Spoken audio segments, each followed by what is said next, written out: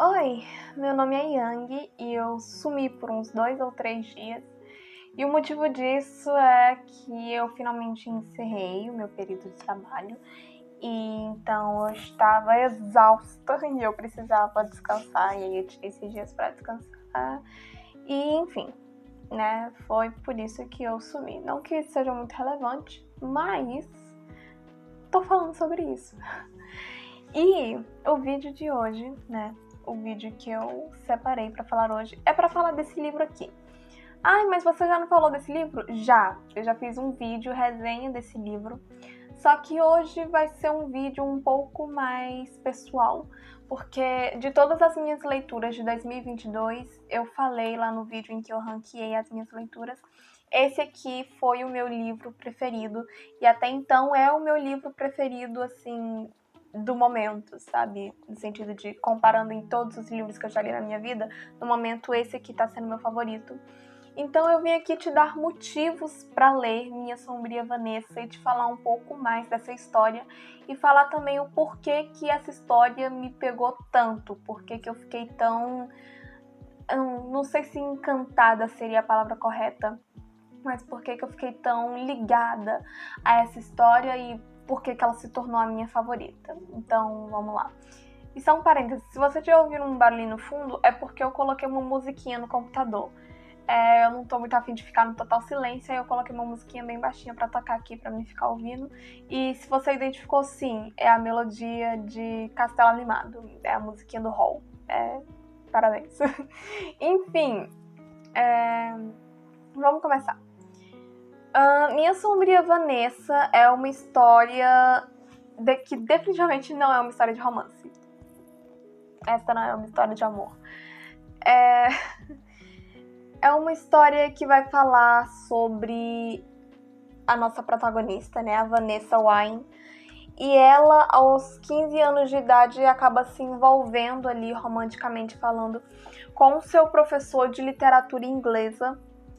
E aí eles acabam embarcando numa relação. A Vanessa tinha 15 anos e o Jacob Strain, que é o nome dele, tinha 32 anos na época. Eu abri aqui pra pegar uma colinha porque eu não lembrava.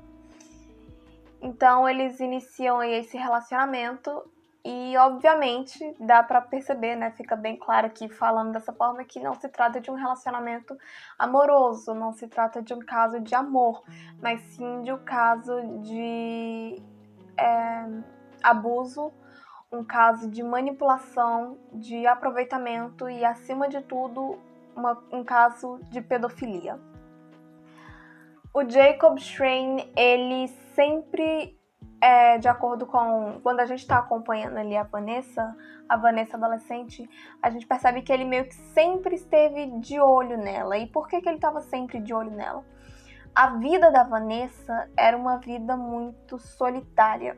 Ela mesma relata em um momento do livro que a vida dela era como se fosse um abismo, era como se fosse um buraco escuro no qual ela vivia. Então dá pra gente imaginar que a Vanessa era uma pessoa muito solitária, que ela era uma pessoa muito dolorida, que ela era uma pessoa que queria, né, que ela sentia essa necessidade, sentia essa carência de afeto, de atenção, ela queria isso.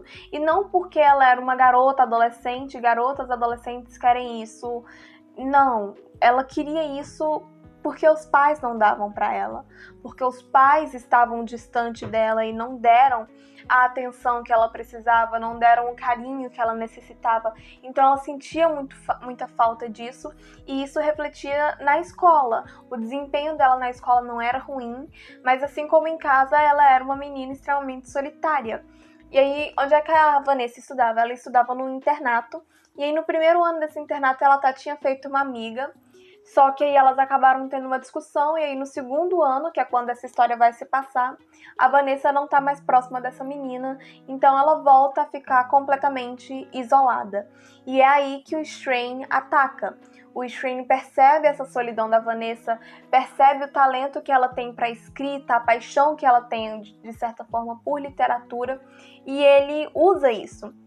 Né? Então ele usa argumentos como você é inteligente demais, você é madura demais pra sua idade, é por isso que você fica tão sozinha, sabe? Ele vai encher na cabeça dela de coisa, meio que pra forçar uma aproximação entre eles e pra montar ali a base da manipulação dele com a cabeça dela.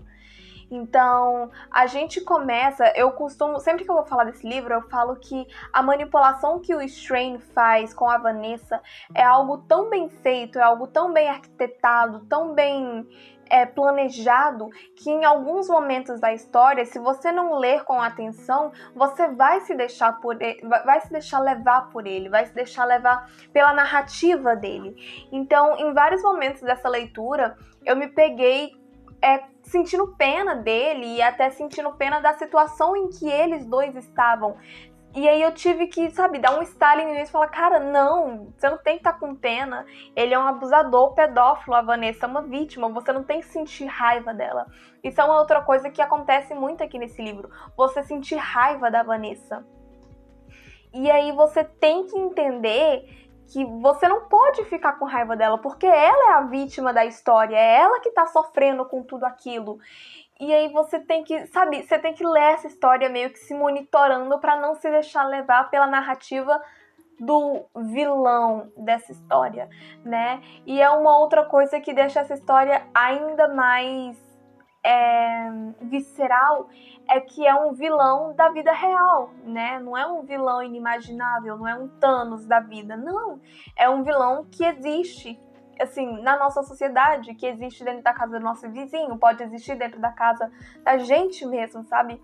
Que são as pessoas que são adeptas à pedofilia, né? Que são adeptas à pedofilia, não, que são pedófilas. Então, é uma história muito real, o que a torna muito visceral e o que torna tudo isso ainda mais perturbador. Nesse livro aqui a gente vai acompanhar duas narrativas. A gente vai acompanhar a Vanessa, de 15 anos, e a Vanessa de... eu falei lá no começo que o Strain tinha 32 anos quando ele se relacionou com a Vanessa. Não era, tá? Quem tem 32 anos é a Vanessa. A gente acompanha a Vanessa de 15 e de 32 anos. O Strain, na época que ele se envolveu com a Vanessa, ele já tinha 40 e poucos anos. Quer ver? Deixa eu ler aqui.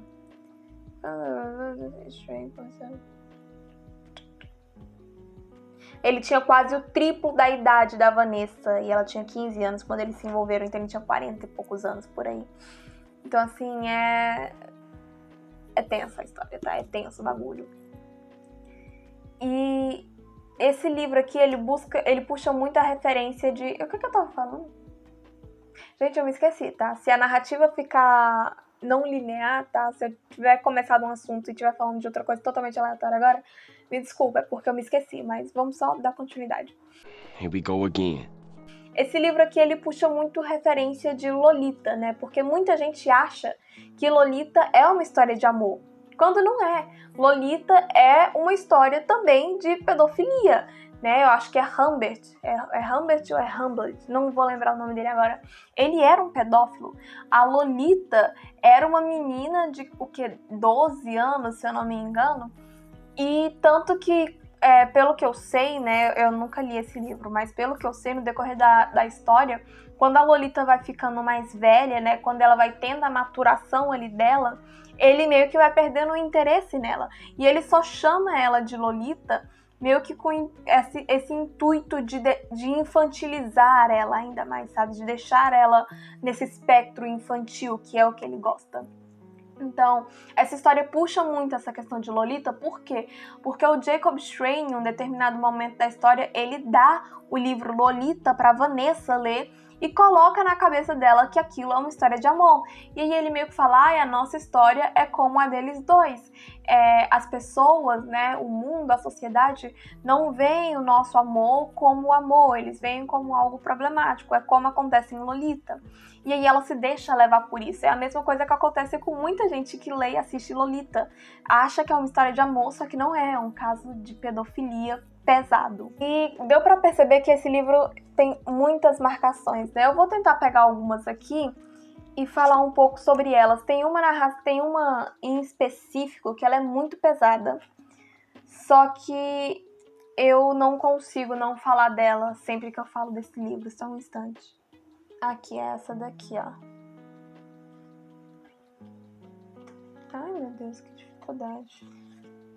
Aqui. O trecho que eu vou ler agora é de quando a Vanessa tá tendo a primeira vez dela. Ela perdeu a virgindade com o Strain. E aí, eu vou explicar um pouquinho mais à frente, tá? Eu vou ler o trecho e aí eu vou falar um pouquinho mais à frente porque que eu gosto de falar desse trecho especificamente. Bora lá. Minha mente parece o lago em um dia calmo, vidrada e imóvel. Eu não sou nada, não sou ninguém, não estou em lugar nenhum. Ai, meu Deus. Tem uma outra marcação aqui, deixa eu ver. As lágrimas começaram a brotar, mas ele não para. Só diz que estou indo super bem, enquanto continua tentando meter. Me diz para inspirar e expirar, e quando eu solto o ar, ele arremete com força e empurra um pouco mais para dentro. Começo a chorar, chorar de verdade. Nem assim ele para.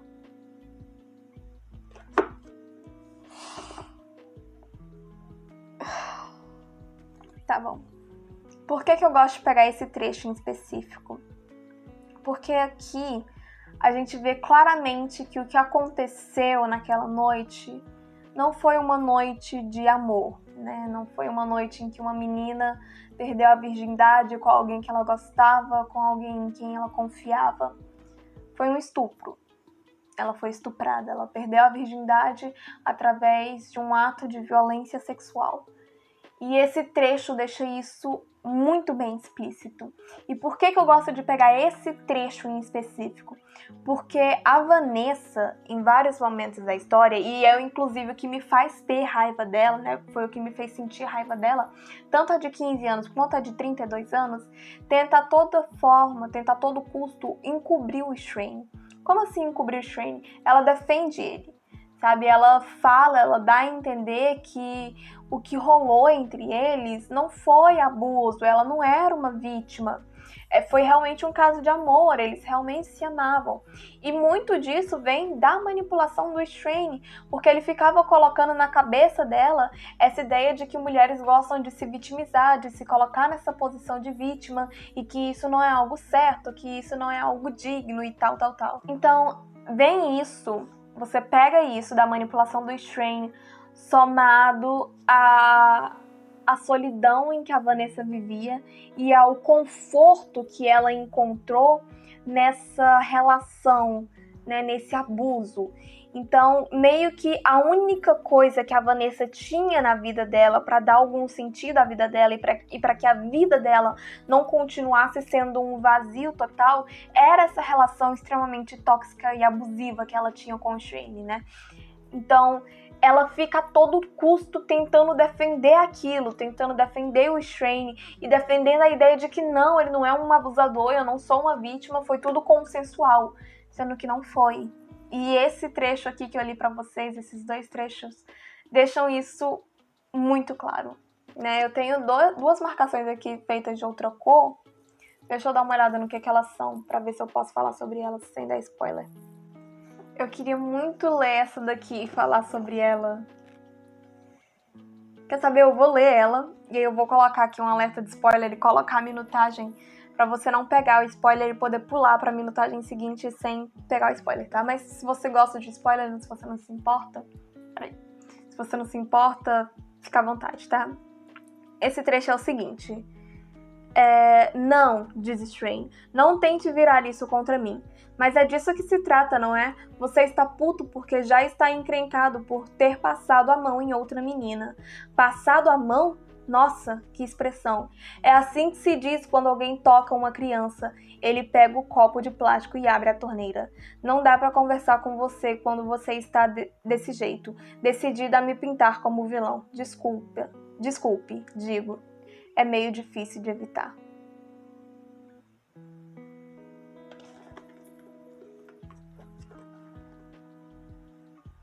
Ah!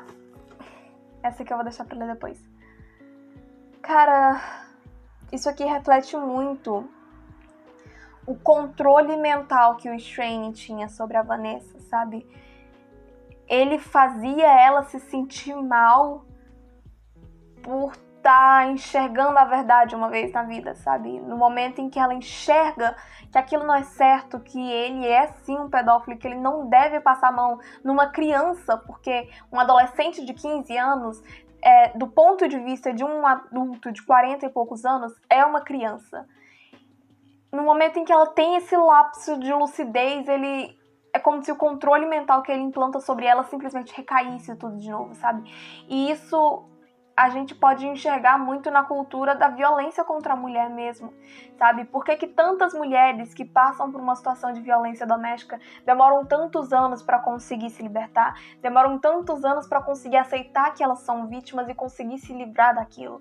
É porque o cara, ele implanta um controle mental tão absurdo na mulher que faz ela acreditar que tudo aquilo é culpa dela, que, sabe, ele não tá fazendo nada de errado. Enfim, agora que não tem mais spoiler, tá? Esse outro trecho aqui é só pra mostrar pra vocês. Lembra quando eu falei lá algum tempinho atrás que o Strain meio que colocou na cabeça da Vanessa esse negócio de vitimização, que não era certo e tudo mais? Então, eu achei o trecho em que ela fala exatamente qual era o pensamento dele que ele implantou nela, e aí vocês vão entender um pouco melhor porque que ela defendia ele. E o meu intuito com isso aqui é justamente fazer vocês irem para essa leitura tendo em mente de que vocês não devem ter raiva da Vanessa, porque acima de tudo, ela é uma mulher que está sob a influência de um abusador, que está sob a influência de um manipulador. Então, vamos lá. Segundo Strain, nossa cultura trata a vitimização como uma extensão da infância. Assim, quando uma mulher escolhe a vitimização, ela está liberada da responsabilidade pessoal, o que, por sua vez, incentiva os outros a cuidarem dela. Por isso, quando uma mulher escolhe a vitimização, vai continuar escolhendo isso repetidas vezes. Ou seja... Ai, meu Deus, inacreditável. Basicamente, o que ele colocou na cabeça dela é de que mulheres que reclamam, não. Mulheres que denunciam a violência que elas passam, que denunciam os horrores que elas sofrem, estão só buscando uma forma de retornar à infância e fazer com que alguém cuide dela para que ela fique livre das responsabilidades. É basicamente... Lembra quando teve aquele caso aqui no Brasil da criança de 11 anos que foi vítima de um estupro, acabou engravidando, e aí a galerinha pró-vida começou a manifestar falando que ela não deveria abortar, que ela deveria cuidar da criança e tudo mais, incluindo uma das juízas, né? Juízas não, incluindo uma das advogadas do caso, falou isso. Tem até um vídeo dela conversando com a criança, que é simplesmente bizarro, que ela fala pra menina. E aí ela meio que tenta colocar a culpa na menina, né? Falando que, ai, mas o nenenzinho vai nascer chorando, não sei o que, tentando induzir ela a não abortar. E aí, mais tarde, uma pró-abortista, que é a tal da Ingrid Silveira, ela foi num podcast e aí ela falou a seguinte frase, ou foi algo relacionado, foi tipo, ai, ela não tem idade pra parir uma criança, mas teve idade pra transar. É basicamente o mesmo pensamento do Strain aqui. É essa ideia de que a mulher reclama não, gente, reclama não é a palavra certa, que ela denuncia o horror que ela vivencia para que ela seja isenta da responsabilidade. Mas qual responsabilidade? Mulher nenhuma é responsável por ser vítima de uma violência, sabe? Essa fala dessa tal Ingrid, ela não tem idade para parir uma criança, mas teve idade para transar. Ela não transou. Não foi um ato consentido, ela não queria aquilo, era uma criança de 11 anos. Ela foi estuprada, ela foi violentada, ela foi uma vítima. Ela não transou, ela foi uma vítima. E a consequência dessa violência estava recaindo sobre a menina. As pessoas estavam tentando colocar sob responsabilidade de uma criança a consequência de uma violência sofrida por ela.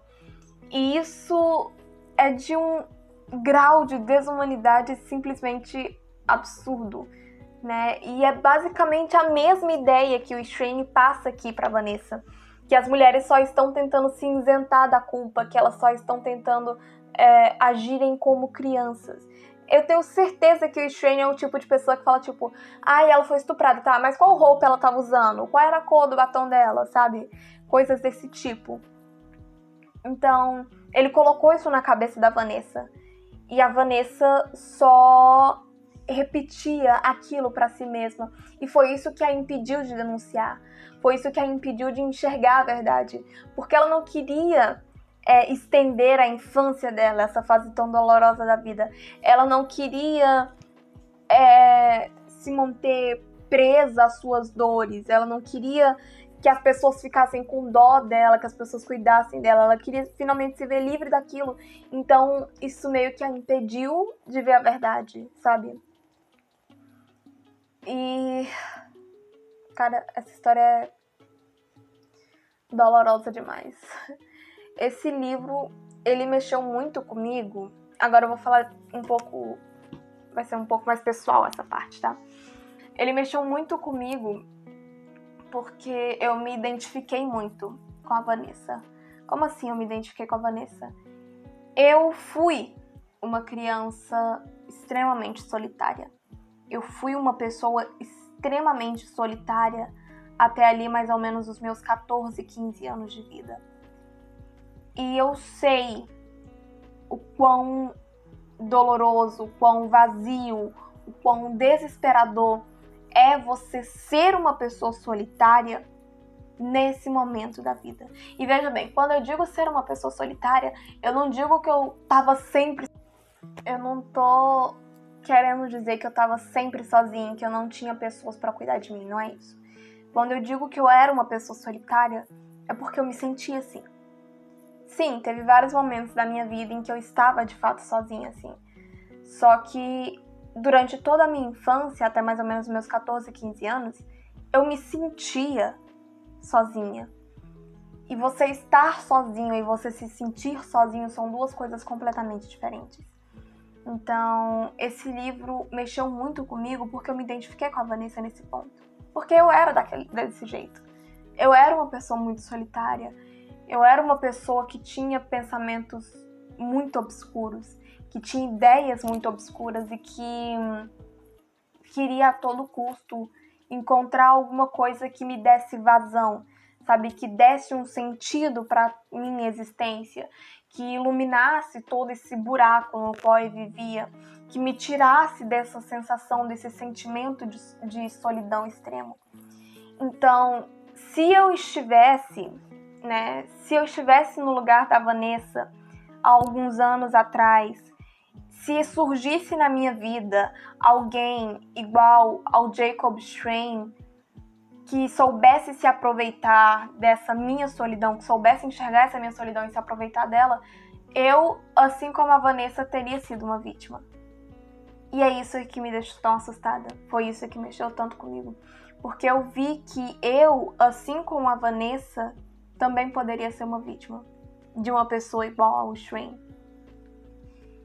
E foi isso que me aterrorizou tanto. E me aterroriza ainda mais saber que tantas outras meninas e meninos ao redor do mundo, ou no nosso país mesmo, têm esse mesmo sentimento, sabe? Se sentem dessa mesma forma, se sentem solitários ao ponto de procurarem qualquer coisa para se agarrar, para dar um sentido à sua existência, sabe? Então, foi nesse ponto que essa história mexeu muito comigo. Eu ter me visto na Vanessa. E assim, eu não vou dizer que eu saí ilesa dessa minha fase dolorosa, né? Desse meu momento de solidão. Eu não vou dizer que eu saí ilesa porque não é verdade. Assim como a Vanessa, eu tive, né, os meus demônios aos quais eu me agarrei e que de alguma forma deram algum sentido, né, na minha existência. Só que no meu caso não foi uma pessoa, foi uma coisa não criada, mas foi uma coisa que nasceu dentro da minha própria mente, que no caso foi a depressão.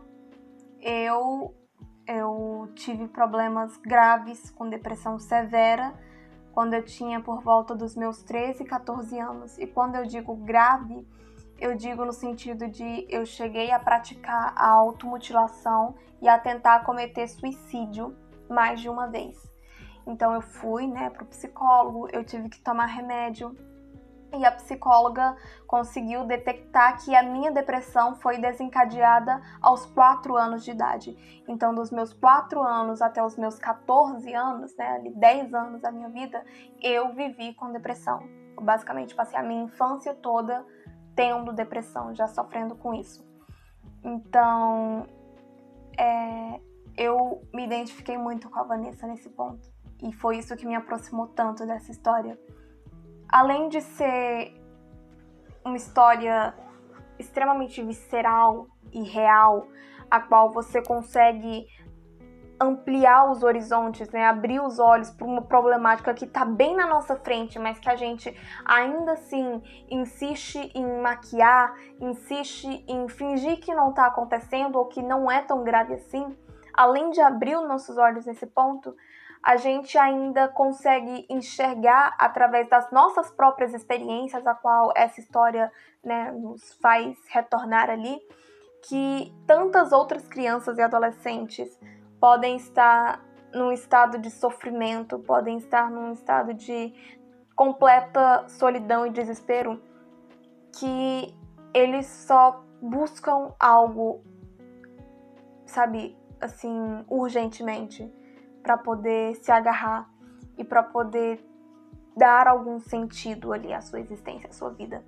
Então, Minha Sombria Vanessa foi um livro que mudou a minha mente de muitas formas, mudou o meu pensamento de muitas formas, fez eu me conectar com a história de uma forma completamente diferente e me fez enxergar uma problemática que estava bem na minha cara, só que ainda assim, por causa dos estereótipos que a gente carrega, eu insisti em mascarar algumas coisas.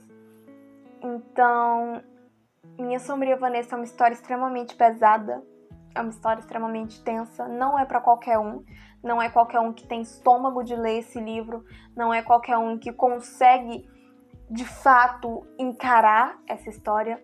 Mas se você conseguir, se você achar que você conseguir, eu sugiro que você dê uma chance. Porque eu acho que é uma história extremamente importante. É sempre muito importante nós nos conectarmos com a dor, nós nos conectarmos com as vítimas das violências para que a gente possa compreender um pouco melhor a elas. E esse livro vai mostrar quais são os impactos na vida de uma mulher depois que ela é vítima de um abusador, de um assediador, depois que ela é vítima de um estupro. As cenas em que são descritos os atos sexuais entre a Vanessa e o Jacob Strange são simplesmente nojentas, assim, a gente vê que ela não queria aquilo, assim, mesmo que uma parte dela falasse que aquilo era certo e que ela queria, a gente vê que ela não queria, na verdade, que aquilo nunca foi o que ela quis e que ela estava sofrendo muito com aquilo. Então, esse é o meu livro favorito de 2022. Oh my God! Uau! É uma leitura que eu indico para todo mundo que me pede indicação de livro. É uma leitura que eu indico para você que está me assistindo.